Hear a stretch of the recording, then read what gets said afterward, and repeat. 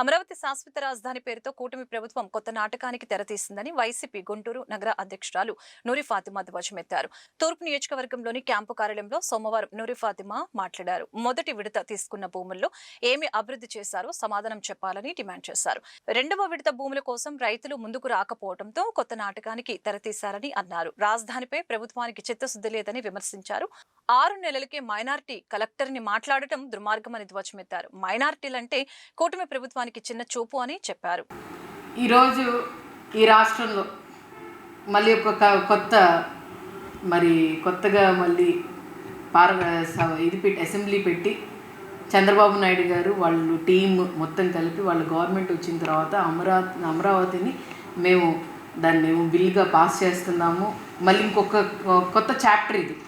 ఎందుకంటే మీ అందరికీ తెలుసు 2014లో వాళ్ళు వచ్చిన తర్వాత అమరావతిని డెవలప్మెంట్ చేస్తాము, కేంద్రం దగ్గర నుంచి మేము స్పెషల్ స్టేటస్ తెచ్చుకుంటాము, దాని తర్వాత ఏమో మీరు చూసుకుంటే ఉమ్మడి రాజధానిగా 10 సంవత్సరాల పాటు హైదరాబాద్ ఉండాలి అని చెప్పి మొత్తం కేంద్రం చెప్పిన తర్వాత కూడా మీరు డెవలప్ చేయడానికి కొంచెం సమయం పడుతుంది, అప్పుడు దాకా మీరు హైదరాబాద్ని ఇచ్చేసుకోండి అని చెప్పిన తర్వాత వాళ్ళు నోటు ఓటు కేసులో పట్టుబడి మరి వాళ్ళ రాజధాని అమరావతిని తీసుకొని వచ్చి అలాగే మరి స్పెషల్ స్టేటస్ కావాల్సిన ఆంధ్రప్రదేశ్నేమో దాన్ని కూడా వాళ్ళు కేంద్రాన్ని చేతిలో పెట్టేసి అప్పుడు కూడా కేంద్రంలో ఉంది బీజేపీయే.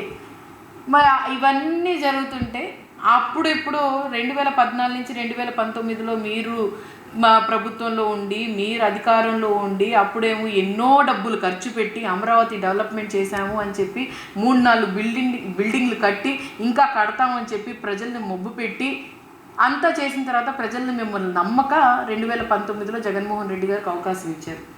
అప్పుడు జగన్మోహన్ రెడ్డి గారు కూడా ఏమనలేదు, అమరావతి రాజధానే కానీ డెవలప్మెంట్ అనేది సమాంతరంగా స్టేట్ మొత్తం జరగాలి అని చెప్పి 3 రాజధానులు అని చెప్పి చెప్పడం జరిగింది. మరి ఇదే మాట మరి కేంద్రానికి తీసుకెళ్తే సుప్రీంకోర్టు కేంద్రాన్ని అడిగితే కేంద్రం ఏమందంటే ఆంధ్రప్రదేశ్ అంటే ఏ ప్రభుత్వం ఉన్నా వాళ్ళ ఇష్టం, వాళ్ళు ఏది రాజధాని అంటే మేము దానికి ఆమోదిస్తామని చెప్పారు తప్ప వాళ్ళు ఏమీ దీని మీద యాక్షన్ తీసుకోవడం కానీ చేయడం జరగలేదు. అప్పుడు జగన్మోహన్ రెడ్డి గారు చేసిన ప్రతి ఒక్క డెవలప్మెంట్ కూడా ట్రాన్స్పరెన్సీగా మెయింటైన్ చేశారు. ప్రతి ఒక్క రూపాయి కూడా ఎక్కడ ఖర్చు పెట్టాం, ఎంత ఖర్చు పెట్టాం, ఏ విధంగా ఖర్చు పెట్టాం, దేనికోసం ఖర్చు పెట్టాము అని చెప్పి మొత్తం కూడా చెప్పడం జరిగింది. కానీ మళ్ళీ సరే దేవుడు మీకు అవకాశం ఇచ్చారు, మీ అబద్ధపు హామీలతో మీ అబద్ధపు మాటలతో మళ్ళీ మీరు ముగ్గురు కలిసి వచ్చి గెలిచారు, వెల్ అండ్ గుడ్. మరి గెలిచిన తర్వాత డెవలప్మెంట్ మేము రాజధానికి డెవలప్మెంట్ చేస్తున్నామని చెప్పి అప్పులు తెస్తున్నారు, దానికోసం నిధులు తెస్తున్నారు. ఇప్పటికైనా కూడా తెచ్చిన నిధుల్ని నీళ్లు తోడటానికి తప్ప, జంగల్ క్లియరెన్స్కి తప్ప దేనికైనా వాడారా? అసలు ఏం కట్టారు? ఇప్పుడు దాకా దాదాపుగా 2 సంవత్సరాలు అవుతుంది మీరు వచ్చి. అంటే అప్పుడు 5 సంవత్సరాలు తీసుకోండి, ఇప్పుడు 2 సంవత్సరాలు తీసుకోండి, 7 సంవత్సరాల్లో మీరు ఏం కట్టారు, ఏం చేశారు? ఒకసారి మీరే తిరిగి చూసుకోండి. నేను ఒకటి అడుగుతానండి, రాజధాని ఎప్పటికైనా కూడా ప్రజల కోసం ఉండాలి తప్ప వ్యక్తిగత పార్టీల కోసం ఉండకూడదు.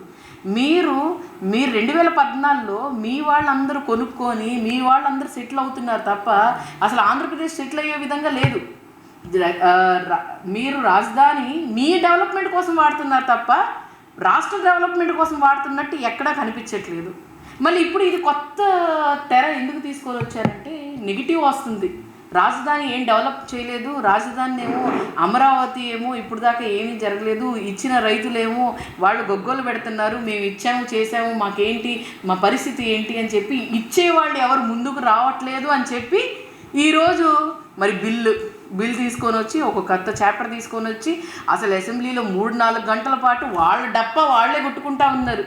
నాకు అర్థం కాదండి, అక్కడ ప్రతిపక్షం ఉంది, సరే మీరు అనుకోలేదు, ఇది ప్రతిపక్షం వైఎస్ఆర్సీపీ పార్టీ మీరు ఇవ్వలేదు అనుకుంటున్నారు, కానీ 40% షేర్ ఓటు ఉన్న వైఎస్ఆర్సీపీ పార్టీ వాళ్ళు దీన్ని వ్యతిరేకించారని ఎప్పుడైనా చెప్పారా?